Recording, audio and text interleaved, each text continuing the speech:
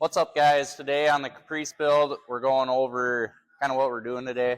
So I got the valley cover all bolted down. We changed the bolts on that. I'm putting the new water pump in right now, but thought I'd show you guys kind of what's going on. So I'll go over, I got some more parts from Amazon, so I'll go over some of that stuff, and let's get into it. So as you can see, the engine bay looks pretty much exactly the same. I changed the bolts on here to some button head ones, so those look a lot better.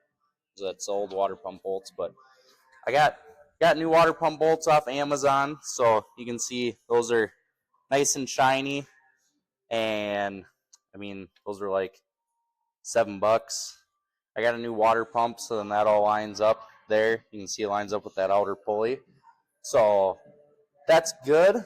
This water pump I got off Rock Auto for like $180, and that was actually a lot cheaper than it was to get it even with the dealer discount at O'Reilly's. So we did that.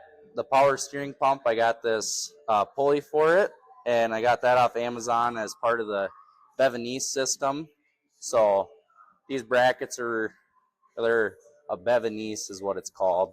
So yeah, if you look up Bevanese accessory drive kit on Amazon, that's what comes up, and they're actually pretty decent. So I ended up stripping these threads out, which was an accident, which kind of sucks, but I'll have to helicoil that, and not doing that today, but we'll get into that another day. So yeah, but timing chain cover I'll have to take off again, so the water pump I obviously have to take off, but I have to take it off, and we'll put an AN bung kind of in there. So that's how the turbo ends up draining. So it'll end up coming out of the turbo, and there'll be a hose that goes down into there. So yeah.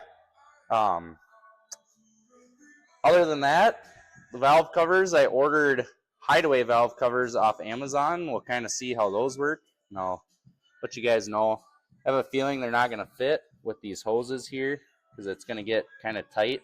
But if they end up fitting, I'll let you guys know. But they're $180 as opposed to like, I think they're like $300 off of Amazon or off of Summit and stuff like that. Obviously, these are kind of a knockoff brand, so I mean they're all kind of the same. So yeah, we'll end up doing that, and yeah, I haven't got the powder coating the intake yet. That's just sitting over here off of the motor. But those of you that don't know, this top part will be like a chrome light red, and the runners will be a gloss black. So that's getting into that. But we've been busy this week. Haven't had much time to work on my car, but we're getting there. It's a late night, so yeah, I'll show you. I got the transmission in there. I'll show you what we're doing there. A little bit of massaging needed for the transmission tunnel, but I'll show you. So I'm underneath this big old turd, and for those of you that don't know, these kind of come factory with the 4L60, and this is a 4L80. So the only difference between those is pretty much the size, and with the size comes a little bit more strength. So you can see, it's obviously sitting a little bit lower, but this is a tranny cross member. It used to end up used to be bolt holes here, but I can't get it to work out the way that I wanted to, because the transmission, the mounting position on that 4L60 that was in here was way up in here, and this one's way back there. So I ended up cutting the bracket, and then I'll end up having to make another plate off of there and move this cross member to a different spot, which isn't a super big deal. But for the tranny cooler lines, they make fittings for those, and so as you can see, the fitting's kind of tight in there.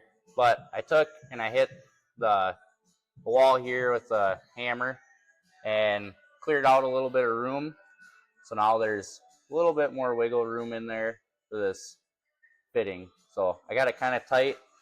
This line will end up going back, and then we'll go into a tranny cooler, end up sitting on the floor right there. Haven't got that yet, but that's kind of how that'll work. And there will be another fitting here. There's tons of room there. So there'll be another fitting there going down. I'll probably just follow this line, and they'll both come back like this and kind of stagger in here. So that's that. But here I got a tranny dipstick tube off of Amazon once again. And this one just mounts on the firewall. So that one goes like that. ends up going on the firewall wherever you want to put it. And then here's an oil dipstick tube. It's kind of not sitting in there completely yet, but that'll sit up kind of like that. And yeah, so that's super cool. And I think they were about 30 bucks a piece. And if you get them, I don't even know where else you get them, but if you get them somewhere else, they're like 70 or 80 bucks a piece. So I would definitely get these off Amazon. I haven't put them to work yet, but they seem like a very good deal.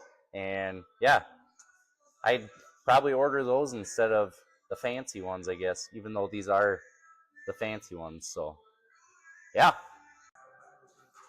So that's today's Amazon parts list of an LS swap. So next week I'll get into replacing the windshield on this big old turd. And yeah, I'll show you guys how to replace the windshield.